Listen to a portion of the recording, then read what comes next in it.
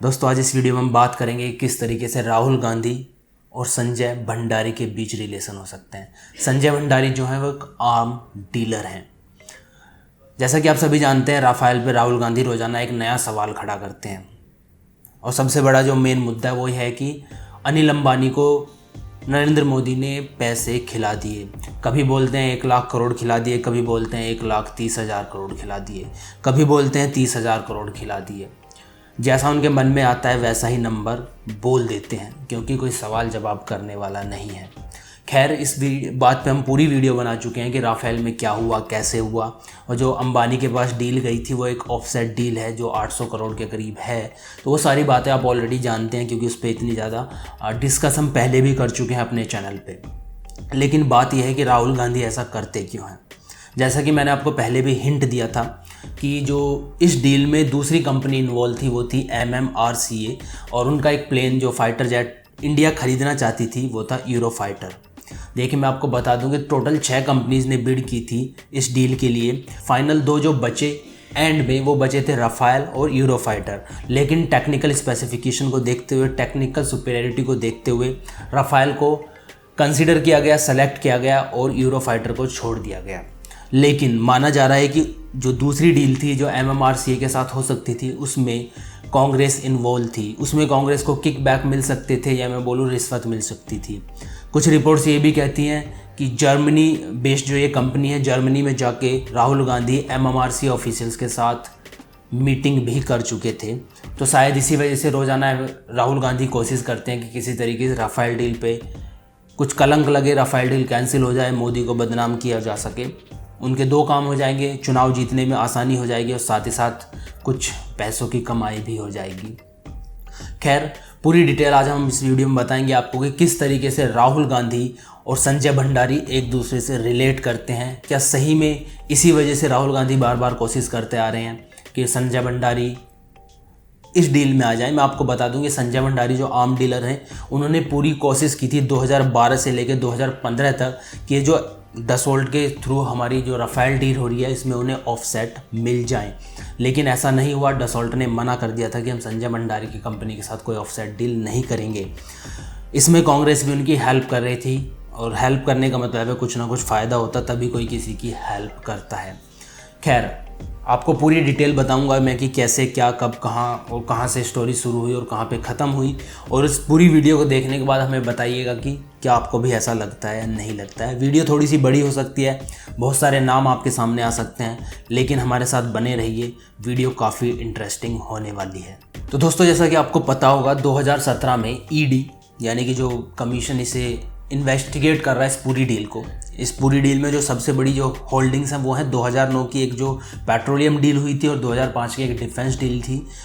माना जा रहा है इसमें किक बैक्स आए थे, तो उसी के बेसिस पे पूरा प्रोसीजर चल रहा है। तो 2017 में एक रेड की गई थी HL पावा के घर पे, तो वहाँ पे कुछ डॉक्यूमेंट्स मिले। उन डॉक्यूमेंट्स से सामने आया कि HL पावा ने राहुल गांधी को ज़मीन बेची थी हसनपुर में। जी हाँ, इस ज़मीन की कीमत मानी जा रही है जो राहुल गांधी ने खरीदी वो लगभग 25 लाख रुपए थी। 6.5 एकड़ ये ज़मीन थी, 6.5 एकड़।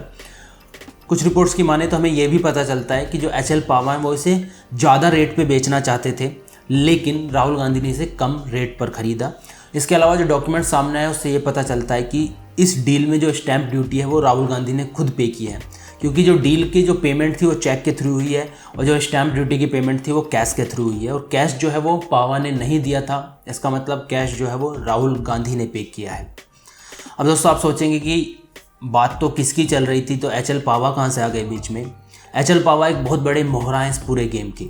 वीडियो में एक एक करके मैं आपको बताऊँगा कि किस तरीके से ये सब है। तो दोस्तों, पावा के बारे में और बात करने से पहले मैं आपको बता दूं कि जब 2009 में हरियाणा इलेक्शन हुए थे, जो फरीदाबाद की कॉन्स्टिट्यूएंसी थी टाई गांव से, वहाँ से ललित नागर को कांग्रेस ने उठाया था। ये फर्स्ट टाइम कैंडिडेट थे, जी हाँ, पहली बार उठे थे। कुछ लोगों ने सवाल भी किए थे कि आखिर ऐसा हुआ क्यों, ललित नागर को क्यों रखा गया। हम आपको बताते हैं, ललित नागर के जो भाई हैं उनका नाम है महेश नागर। जो महेश नागर हैं वो रॉबर्ट वाड्रा के काफ़ी क्लोज भी हैं। रॉबर्ट वाड्रा ने 2 जगह ज़मीन खरीदी थी, हरियाणा में और राजस्थान में। तो जो हरियाणा में ज़मीन ली गई थी वो रॉबर्ट वाड्रा ने खरीदी थी HL पावा से, और जो खरीदवाने वाले थे, जो यानी मीडिएटर आप बोल सकते हैं, जिसके बिहाफ पे ज़मीन खरीदी गई थी, वो थे महेश नागर। जी हाँ, ललित नागर के भाई महेश नागर, और शायद इसी वजह से उन्हें टिकट भी दिया गया था। तो महेश नागर जो पावर ऑफ अटॉर्नी होती है वो महेश नागर के नाम थी, लेकिन जो ज़मीन खरीदी गई थी वो वाड्रा ने खरीदी थी। साथ ही साथ जो राजस्थान वाली ज़मीन थी वो भी महेश नागर के थ्रू ही खरीदी गई थी, और वो भी वाड्रा ने ही खरीदी थी। तो इस केस में ये जो पूरा केस चल रहा है कि किस तरीके से ध्यान हमें किस पे देना है, ध्यान हमें देना है पावा पे, कि किस तरीके से पावा राहुल गांधी से ज़मीन का लेन देन कर चुके हैं, किस तरीके से पावा रॉबर्ट वाड्रा से ज़मीन का लेन देन कर चुके हैं। और सिर्फ यहीं तक नहीं बात सीमित रह जाती है, जो प्रियंका गांधी वाड्रा हैं उन्होंने भी पावा से ज़मीन खरीदी है। या उन्होंने भी पावा से ज़मीन खरीदी और कुछ समय बाद वही ज़मीन पावा को वापस बेच दी, वो भी 5 गुना ज़्यादा प्राइस पे। जी हाँ, वही सेम ज़मीन 5 गुना ज़्यादा प्राइस पे पावा को वापस बेच दी।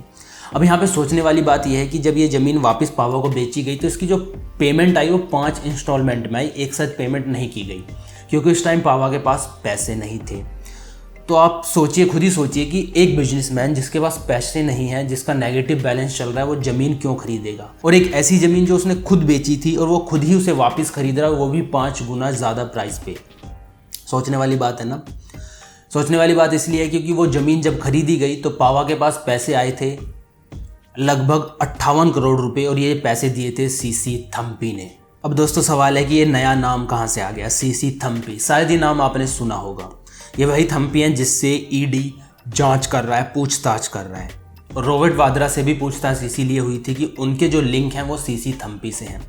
अब ये जो थम्पी हैं ये यूएई बेस्ड कंपनी चलाते हैं एक, और ये जो यूएई बेस्ड कंपनी है इसी ने पावा को पैसे भेजे थे। ये यूएई बेस्ड जो कंपनी है जिसका नाम है स्काई लाइट्स, इसी के थ्रू जो डील हुई थी 2009 में पेट्रोलियम डील, उसके जो किकबैक्स आए थे वो इस कंपनी के थ्रू भी आए थे। यानी कि जो sky light UAE based company है इसके थ्रू भी आए थे।